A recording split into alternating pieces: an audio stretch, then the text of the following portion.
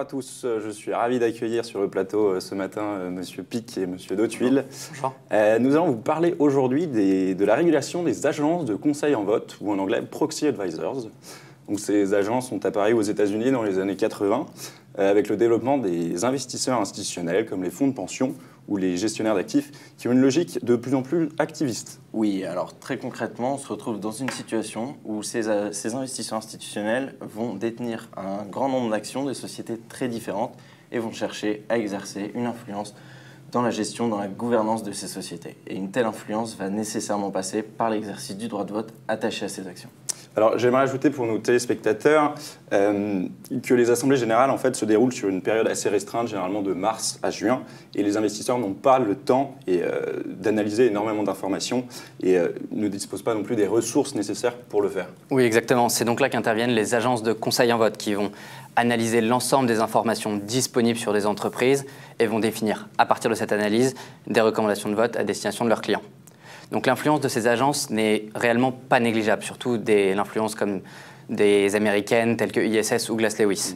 En effet, une recommandation négative de la part d'un proxy augmente très fortement la probabilité qu'une résolution soit rejetée en Assemblée générale. Et alors, qui dit influence croissante dit forcément émergence potentielle d'une régulation. Et à ce sujet, je crois qu'on reproche plusieurs choses à ces proxy advisors.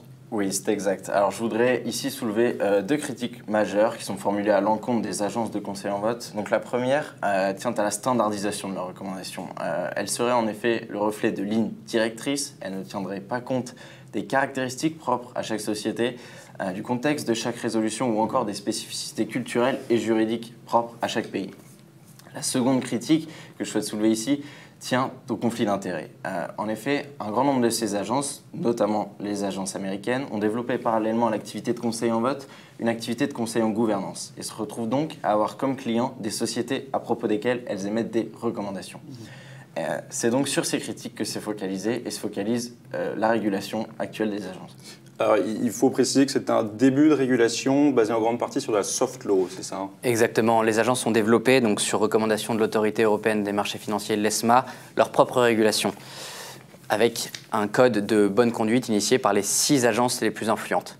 Donc, ce code s'inspire très largement de la recommandation AMF de 2011 et repose sur le principe du Comply or Explain. Donc, soit elles respectent la régulation, soit elles fournissent une explication en cas de non-conformité, tout simplement.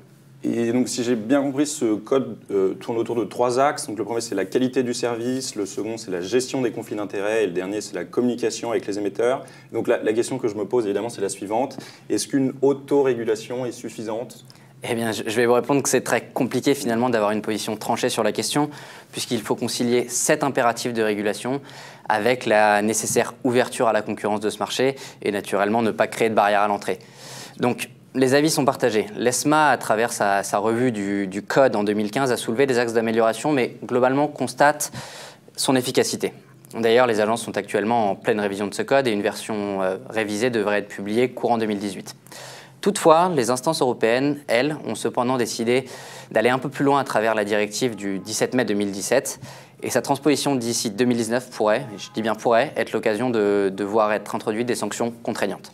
Oui, alors la directive conserve une approche néanmoins assez souple de régulation. Elle place les codes de bonne conduite au cœur de cette régulation, puisque les agences devront révéler le code de bonne conduite auquel elles adhèrent ou à défaut en expliquer les raisons. On retrouve donc ici le principe du comply or explain.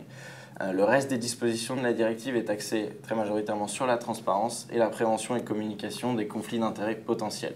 Il n'y a pas de régulation qui vient notamment contraindre les agences dans leur organisation.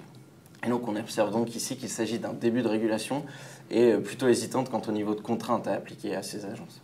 Très bien, donc je pense qu'on est tous d'accord pour dire qu'il sera assez intéressant d'analyser la transposition de cette directive, même que la révision des codes de bonne conduite.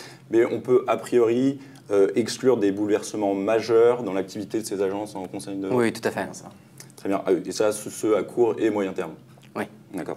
Écoutez, merci messieurs, il ne me reste plus qu'à vous souhaiter une bonne journée. Merci. Et chers téléspectateurs, je vous dis à la semaine prochaine pour une nouvelle émission.